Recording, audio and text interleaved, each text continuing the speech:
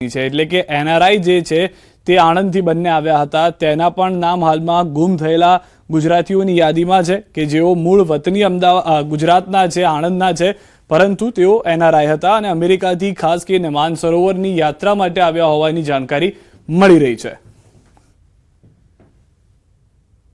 અશોક ભાઈનું નામ પણ તેમાં છે કે જેઓ અમદાવાદ મેમનગરના વતની છે। જય કોટેચા કે જેઓ મુંબઈમાં રહે છે, મૂળ રાજકોટના વતની છે। પરેશભાઈ પટેલ અને જ્યોતિબેન પટેલ પણ તેમાંનું એક નામ। અશોક કાપડી, જય કોટેચા, પરેશભાઈ પટેલ અને જ્યોતિબેન પટેલ કે જેમાંથી બે વધુ એનઆરઆઈ કે જે સુરતના મૂળ વતની છે પરંતુ અમેરિકામાં રહે છે। મીનાક્ષીબેન રામાણી, દિનેશભાઈ પટેલ અને ભાવિનકુમાર રાવલ કે જેમાંથી બે એનઆરઆઈ કે જેઓ મૂળ વતની જે છે તે અમરેલીના અને સુરતના છે, અમેરિકામાં વસતા હતા અથવા તો સ્થાયી થઈ ગયા હતા।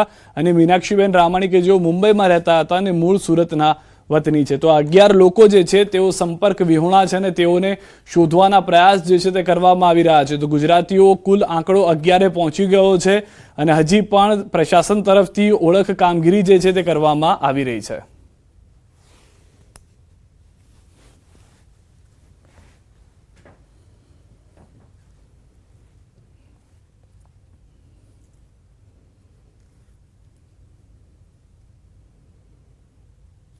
પરવીન સવાણી અને મારા ભાઈનો છોકરો છે, મારા ભત્રીજો કિરણ, એ બંને 6 મહિનાથી ત્યાં ધંધાર્થે ગયેલ છે અને એવો સમાચાર દ્વારા જાણવા મળ્યો કે ત્યાં ભૂકંપ અને એ ફ્લડ પૂર આવ્યું છે।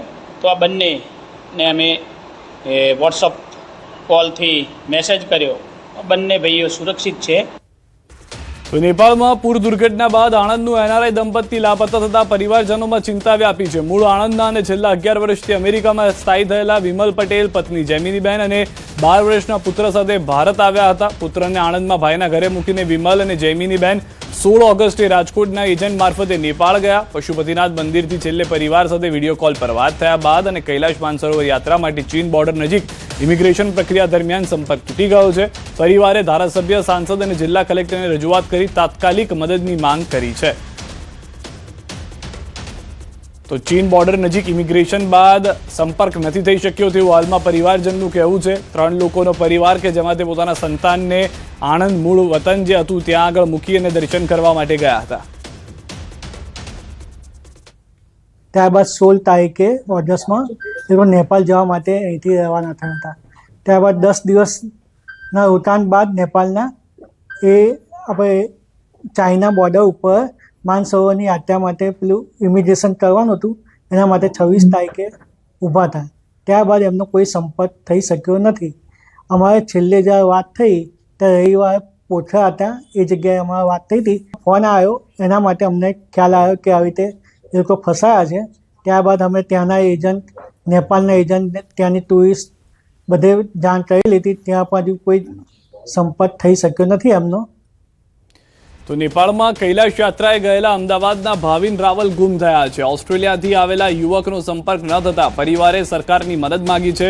મૂળ વડનગરના અને હાલ અમદાવાદ રહેતા ભાવિન રાવલ નેપાળમાં ગુમ થયા છે। તેઓ તાજેતરમાં ઓસ્ટ્રેલિયાથી અમદાવાદ આવ્યા હતા અને ત્યાંથી કૈલાશ માનસરોવર યાત્રાએ નીકળ્યા હતા। યાત્રા દરમિયાન તેમનો સંપર્ક તૂટી જતા પરિવારે રાજ્ય સરકારના ઇમરજન્સી નંબર પર સંપર્ક કરી જાણ કરી છે। ભાવિન રાવલની શોધખોળ માટે વહીવટીતંત્ર દ્વારા કવાયત શરૂ કરવામાં આવી છે। યુવકનો સંપર્ક નથી થઈ શકતો। અમદાવાદના ભાવિન રાવલ જે છે તેઓ પણ સંપર્ક વિહોણા છે। ગુમ થયાની યાદીમાં તેઓને હાલમાં સામેલ કરવામાં આવ્યા છે। પ્રયાસ થઈ રહ્યા છે કે તેઓનો સંપર્ક થાય, અલગ અલગ લોકોથી માહિતી મેળવવાનો પ્રયાસ કરવામાં આવી રહ્યો છે, પરંતુ હાલમાં નેપાળની અંદર પણ જે રીતની પરિસ્થિતિ જોવા મળી રહી છે, રાહત બચાવની અંદર ઘણો સમય લાગી શકે છે। કેટલાક લોકો જે ગુમ થયા છે તેમાં ન ફક્ત ભારતના કેટલાક નાગરિકો પરંતુ અલગ અલગ દેશથી આવેલા લોકો પણ છે। ઓસ્ટ્રેલિયાના 34 લોકો, રશિયાના 2, સ્પેનના 2 અને ફિલિપિન્સના 2 લોકો હોવાની જાણકારી મળી રહી છે, પરંતુ મોટાભાગના જે લોકો ગુમ થયા છે કે જેમાં નેપાળ સિવાયના અન્ય દેશના હોય તો તેમાં ભારત જે છે તેના લોકો વધારે જોવા મળી રહ્યા છે, કારણ કે માનસરોવર યાત્રા પર તમામ લોકો ગયા હતા, કૈલાશ યાત્રાએ ગયા હતા। જે લોકો હાલમાં સંપર્ક વિહોણા થયા છે તેમાં મુખ્ય ભારતીય હોવાનું કારણ તે માનવામાં આવી રહ્યું છે। તો યુવકનો સંપર્ક હાલમાં જે છે તે એવા એક વ્યક્તિ નથી, આવા અનેક લોકો છે કે જેઓના સંપર્ક નથી થઈ રહ્યા અને જે રીતના દ્રશ્યો પણ આપ ટીવી સ્ક્રીન ઉપર જોઈ રહ્યા છો તેવા દ્રશ્યો જે છે તે અલગ અલગ નેપાળના એ વિસ્તારની અંદર જોવા મળ્યા છે કેમ કે જે જાણકારી મળી છે તે પ્રમાણે 6 હાઇડ્રો પાવર પ્રોજેક્ટ્સ જે છે ચાલતા હતા, જેમાંથી 4 તો સંપૂર્ણ ખતમ થઈ ગયા હોવાની જાણકારી મળી રહી છે કે જે 4 પ્રોજેક્ટ જે છે તે નેપાળની અંદર 12% વીજળી ઉત્પાદન જે થતું હતું તેની જવાબદારી તેની પર હતી. એ 4 પ્રોજેક્ટ જે છે તે શૂન્ય થઈ ગયા છે, કારણ કે જે રીતનું આ ફ્લેશ ફ્લડ આવ્યું છે તેના કારણે પરિસ્થિતિનું નિર્માણ થયું છે. ન ફક્ત તેટલું, જે લોકો સામાન્ય રીતે જે બોર્ડર વિસ્તાર છે કે જે પુલના હાલના દ્રશ્યો આપ જોઈ રહ્યા છો એ ખૂબ જ મદદરૂપ થતો હતો. જે લોકો પણ કૈલાશ યાત્રાએ જવા માંગતા હોય તમામ લોકોને આ જે રસ્તો હતો એ ખૂબ જ અનુકૂળ અને આસાન રહેતો હતો, જેના કારણે મોટાભાગના લોકો અહીંયાથી જ પસાર થઈ અને કૈલાશ યાત્રાએ જવાનું પસંદ કરતા હતા. જેથી આ બ્રિજની આસપાસ જેટલા પણ લોકો હતા તે પણ મોટાભાગના ભારતીય હોવાનું માનવામાં આવી રહ્યું છે કે જે ખાસ કૈલાશ યાત્રાએ જતા હતા. નેપાળપુરમાં મૃત્યુઆંક 270 પહોંચ્યો છે. 1500 લોકોની શોધખોળ, 288 ભારતીયો હજુ પણ ગુમ. વિદેશ મંત્રાલયે પુષ્ટિ કરી 21 ભારતીયોને સુરક્ષિત બહાર કાઢવામાં આવ્યા. ન્યૂઝ 18 પહોંચ્યું છે ગ્રાઉન્ડ ઝીરો પર.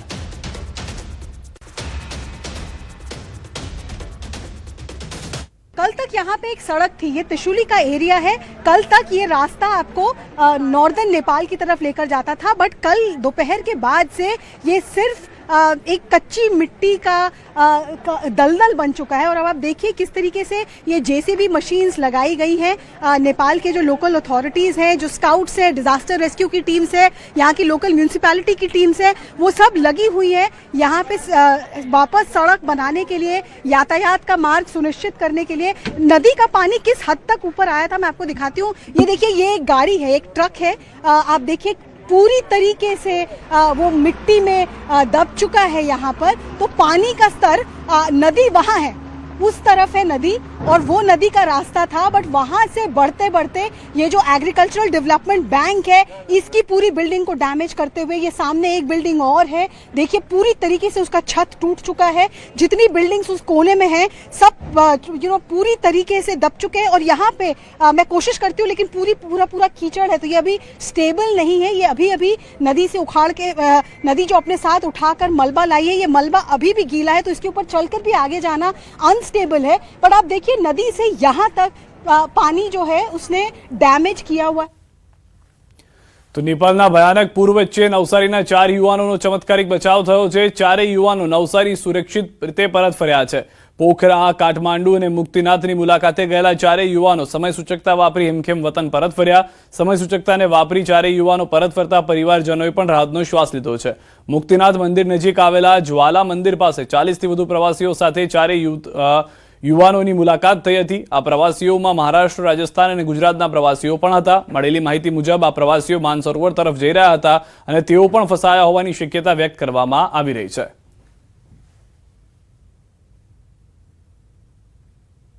ત્યાં અમે જે મુક્તિનાથમાં અમે ગયા હતા ત્યાં આગળ મહારાષ્ટ્રન ફેમિલી હતું, ગુજરાતી ફેમિલી હતું, રાજસ્થાની ફેમિલી હતું, જેના સાથે અમે વાતચીત કરતા એ લોકો ત્યાંથી કૈલાસ માનસરોવર જવા માટે નીકળવાના હતા. એ લોકો પર હજી સુધી 2-3 દિવસનો સમય હતો નેપાળનો.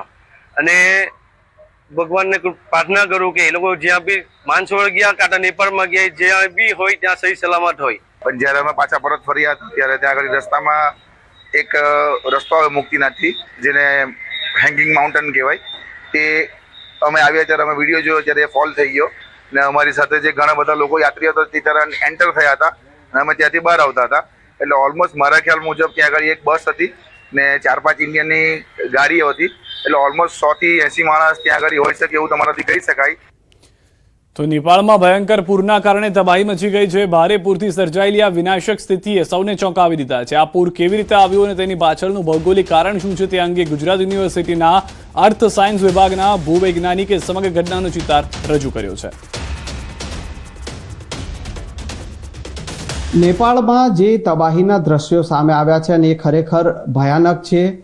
જે રીતે તિબ્બતમાં થોટેકોસી એરિયામાં જે લેન્ડસ્લાઇડ થયું છે, જે ગ્લેશિયર પીગળવાના કારણે જે તળાવ બન્યું અને ત્યારબાદ એ તળાવ ફાટ્યું અને તેના કારણે જે તારાજીના દ્રશ્યો સર્જાયા, ખરેખર એ શું બન્યું હશે તે આપણે જાણવાનો પ્રયાસ કરી રહ્યા છીએ. અને આપણી સાથે ગુજરાત યુનિવર્સિટીના અર્થ સાયન્સ ડિપાર્ટમેન્ટના જીઓ સાયન્ટિસ્ટ આપણી સાથે છે.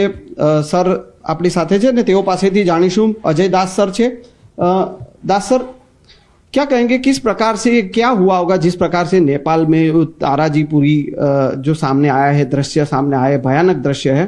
हम इसको फ्लैश फ्लड कब कहते हैं कि फ्लैश फ्लड एक सर्टेन टाइम में, एक विद इन सर्टेन टाइम, जब ये लार्ज वॉल्यूम ऑफ वाटर, मतलब बहुत सारा पानी इकट्ठा होता है एक जगह पे, फिर अचानक से वो पानी ओवरफ्लो होता है। और हाईलैंड में क्या होता है कि हाइट के वजह से स्लोप बहुत ज़्यादा होता है, तो स्टीप स्लोप होने की वजह से वो पूरा लार्ज वॉल्यूम ऑफ पानी अचानक एक टाइम में नीचे की तरफ आते हैं। जो भोटे कोसी रिवर का जो चैनल है वो इधर से यहाँ से आकर कोसी रिवर में इस तरह से मीट होता है। तो यहाँ पे लोकल का कहना है कि उस टाइम पे शायद जब सुबह 26 तारीख को सुबह 9 बजे के आसपास ये इंसिडेंट हुआ, उस टाइम पे जो मैटर हुआ है कि लोकल लोगों का कहना है कि वहाँ पे भूकंप हुआ, तो भूकंप के वजह से शायद वहाँ पे अवलेंस कोई टूटा होगा और वो नीचे की तरफ आकर वो लेक में पूरा जमा हो गया। इस मैप में मैं आपको दिखाऊं कि मैटर क्या हुआ था कि यहाँ से जो त्रिशूला रिवर है ना, ये त्रिशूला रिवर से यहाँ से इधर का कोई यहाँ पे कुछ अवलेंस टूटा होगा और यहाँ पे आके इस एरिया में जमा हुआ होगा। अब ये एरिया जब जमा हुआ तो इस जमा हुआ एरिया में सर्टेन टाइम तक जमा रुका होगा, फिर इधर से धीरे धीरे पानी, वो जब बर्फ पिघला तो पानी इधर आया, फिर इधर से भी एक रिवर आ रहा है जो ट्रिब्यूटरी है त्रिशूली रिवर का, उस पानी को फिर इन्होंने सपोर्ट किया, इधर से भी पानी आना था। तो इधर का लार्ज वॉल्यूम पानी और इधर का लार्ज वॉल्यूम पानी दोनों एक साथ मीट हो गया, फिर यहाँ पे देखिए आप फ्लड का सिचुएशन तैयार हो गया है।